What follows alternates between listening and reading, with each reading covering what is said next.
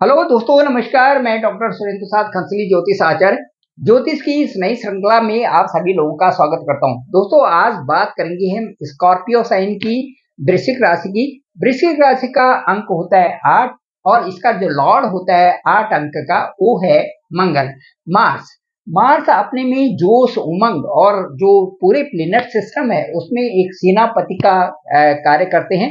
तो बहुत ही अच्छी ऊर्जा से इस राशि वाले, वृश्चिक राशि वाले अपने जीवन को आगे बढ़ाते हैं।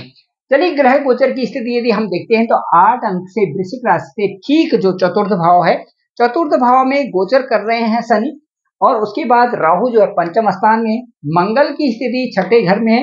और जो सप्तम हाउस है इसमें गुरु, बुध, सूर्य और शुक्र, ये चारों जो चतुर्ग्रही योग यहाँ पर बनाए रहे हैं। उसके बाद इनका ट्रांजिट, जो बुध का ट्रांजिट है, वो 14 जून 2024 को होगा 8th हाउस में। जो दूसरे शुक्र हैं उनका 12 जून को 2024 में इसमें ट्रांजिट होगा 8th हाउस में। और जो सूर्य हैं वो 15 जून को अपने से अगले वाले हाउस में, 8th हाउस में जाएंगे 15 जून 2024 को। अब मैं दोस्तों आपको ये बताना चाहूंगा कि जो 8 अंक है, 8 अंक से आपका इस महीने में किस तरह से स्वास्थ्य रहेगा, किस तरह से आप चलेंगे, इसके बारे में बात करेंगे। क्योंकि 8 अंक का जो स्वामी है वो मंगल है और 6th हाउस में यहाँ पर गोचर कर रहा है। तो यहाँ पर चूंकि एक अंक है और एक अंक का लॉर्ड भी मंगल ही होता है, तो यहाँ पर विपरीत राजयोग की स्थिति है। उसके बाद 6, 8, 12 में जब भी ग्रह गोचर करते हैं तो थोड़ी सी स्वास्थ्य में उतार चढ़ाव तो आता है, लेकिन चूंकि यहाँ पे मंगल अपनी राशि में होने से मुझे लगता है कि आपका स्वास्थ्य इस समय बिल्कुल ठीक होगा। इसके इसके हिसाब से, जो कि वृश्चिक राशि है और छठे भाव में मंगल की स्थिति है, आप लिक्विड ज्यादा लेते रहें और अच्छी नींबू का जो रस है उसको ज्यादा आप लेते रहें तो ज्यादा अच्छा रहेगा। क्योंकि गर्मियों का ये महीना है, जून का महीना, और इसमें स्वस्थ रहना सबकी अपनी अपनी जिम्मेदारी भी बनती है। तो ये है। उसके बाद जो 15 जून के बाद जो स्थिति होगी वो थोड़ा सा, क्योंकि यहाँ पर सूर्य भी अष्टम भाव में चले जाएंगे और बुध और शुक्र भी यहाँ पर जाएंगे, तो सिर में दर्द और थोड़ा सा आंखों में थोड़ी सी परेशानी, इरिटेशन हो सकती है। उससे संबंधित आप जरूर अपने आप को सजग रखें। अब यदि आते हैं हम, ठीक है, आते हैं पंचम भाव में। पंचम भाव में राहु गोचर कर रहे हैं। पंचम भाव में ये हायर स्टडीज का है और इसमें हम ये कह सकते हैं कि जो आपके कार्य चल रहे हैं, बुद्ध विवेक का हाउस भी है, साथ साथ में आपके संतान संबंधी भी है, आपके लव रिलेशन का भी है, साथ साथ में आपके पार्टनर और जो आपके साथ में जो कार्य कर रहे हैं उनको भी हम सप्तम और पंचम स्थान से देखते हैं। तो ये जो पंचम स्थान है, यहाँ पर पंचमेश जो है वो सप्तम में बैठे हुए हैं। और ये किस प्रकार से डायरेक्शन बनी हुई है, पंचमेश और सप्तम में बैठे हुए हैं। तो ये जो सप्तम में बैठे हुए हैं, ये शत्रु राशि में यहाँ पर बैठे हुए हैं, तो थोड़ा सा भ्रम, आलस्य और आपका कॉन्फिडेंस में थोड़ा सा लेवल में उतना अच्छा न होना, प्रॉब्लम्स आना, शत्रु भाव में गुरु का बैठना, ये थोड़ा अच्छा नहीं माना जा सकता। लेकिन चूंकि और ग्रह गोचर की स्थिति अच्छी है तो ये आपको अच्छा शुभत्व प्रदान कर रहे हैं। और मुझे लगता है कि ये जो और ग्रहों की स्थिति है यहाँ पे सप्तम भाव में, ये आपको अच्छी गति प्रदान करेगा। विशेष करके आपके कार्य क्षेत्र में, विशेष करके आपके नौकरी वाले क्षेत्र में, जहां पर भी आप काम कर रहे हैं उसमें एक अच्छी बढ़त बनाने का कार्य ये ग्रह करेंगे। अब मैं ये बताता हूं कि जो जो यहाँ से हम लव रिलेशन भी देखते हैं। तो रिलेशन का यदि हम देखते हैं स्वभाव, तो जो 15 तारीख के बाद इसमें कई प्रकार के आर्गुमेंट्स होने की संभावना है। 15 तारीख के बाद कई प्रकार से प्रॉब्लम्स इसमें आने की संभावना है। उससे पहले यदि आप कोई कार्य करते हैं तो वो आपको, उसमें आपको सफलता मिलेगी। कोई भी रिलेशन है या कोई भी किसी तरह से भी आप कार्य कर रहे हैं, उनमें सफलता आपको 14 जून से पहले आपको सफलता मिलेगी। उसके बाद थोड़ा सा स्थिति में बदलाव आ रहा है ग्रह गोचर के अनुसार। अब मैं ये आपको बताऊंगा कि जो जो ये आपका सप्तम भाव है, इसको हम वैवाहिक जीवन भी कह सकते हैं। वैवाहिक जीवन के लिए, वैवाहिक लाइफ के लिए ये स्थान, सप्तम स्थान से हम देखते हैं ये बहुत अच्छा चल रहा है आपका। और बुध, शुक्र और सूर्य की स्थिति है, बहुत अच्छी ट्यूनिंग है।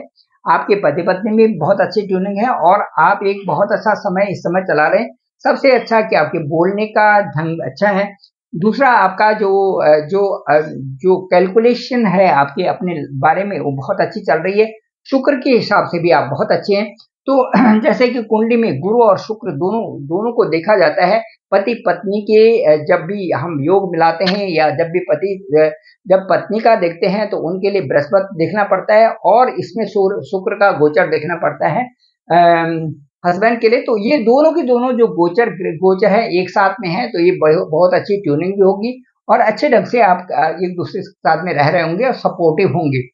लेकिन जब ये बुध शुक्र और सूर्य जो अष्टम भाव में जब जाएंगे यहाँ से तो उसमें मुझे लगता है कि 12 जून के बाद स्वास्थ्य का थोड़ा सा ध्यान रखना आपको जरूरी होगा, विशेष करके आपके पार्टनर को। तो ये स्थिति है। अब इसके बाद यदि हम देखें कि भाग्य स्थान का अंक है 4। 4 अंक का मतलब है चंद्रमा। चंद्रमा का मतलब है कि चंद्रमा का जो गोचर होता है वो हर राशि में 2 दिन का होता है। तो बहुत शॉर्ट टाइम के लिए चंद्रमा जो एक राशि से दूसरे राशि में जाते हैं। इसी तरह से जो 12 राशियां उनमें गोचर चंद्रमा 2-2 दिन में कर लेते हैं। तो चंद्रमा की स्थिति इस तरह से रहती है। भाग्य आपको साथ दे रहा है और क्योंकि जो ग्रह स्थिति है वो बहुत अच्छी इस समय बनी हुई है, सारे एक साथ में बैठे हुए हैं।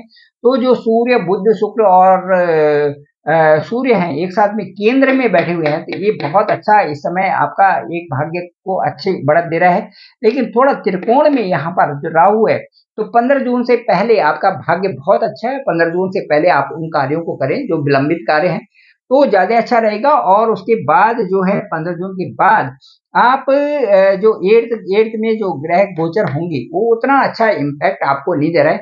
इसलिए उसके बाद रिजल्ट के आने की संभावना आपकी बनती है। उससे पहले ही आप 15 जून से पहले ही आप ये अच्छी कार्यों को संपूर्ण करें और उनको एक अच्छी दिशा प्रदान करें। अब यदि दसम भाव को हम देखते हैं तो दसम भाव का अंक है 5। 5 अंक का लॉर्ड यहाँ पर बना हुआ सप्तम भाव में ही बैठे हुए हैं 4 ग्रह। तो यहाँ पर सूर्य बैठे हुए हैं। तो मैं ये कहूंगा कि जो भाग्य है भाग्य आपको साथ दे रहा है क्योंकि दसम अपने से दसम स्थिति यहाँ से देखें तो दसम स्थिति अपने से दसम स्थिति में यहाँ का जो जो कर्म स्थान का लॉर्ड अपने से दसम स्थिति में बैठा हुआ है। तो ये एक बड़ी अच्छी कार्यशैली बनी हुई है, आत्मबल में बढ़ोतरी हो रही है। क्योंकि जब ग्रह का एक जगह से और एक लंबे उसमें 9 या 10 भाव में बैठना, 9th या 10th हाउस में बैठना, ये अपने आप में बड़ा एक सौहार्दपूर्ण होता है और उससे रिजल्ट बहुत अच्छे मिलते हैं। तो सूर्य का अपने घर से ठीक दसम स्थान में बैठना ये आपके लिए एक बहुत अच्छी बात है और उससे एक भाग्य और कर्म दोनों में बढ़ोतरी उससे होती है।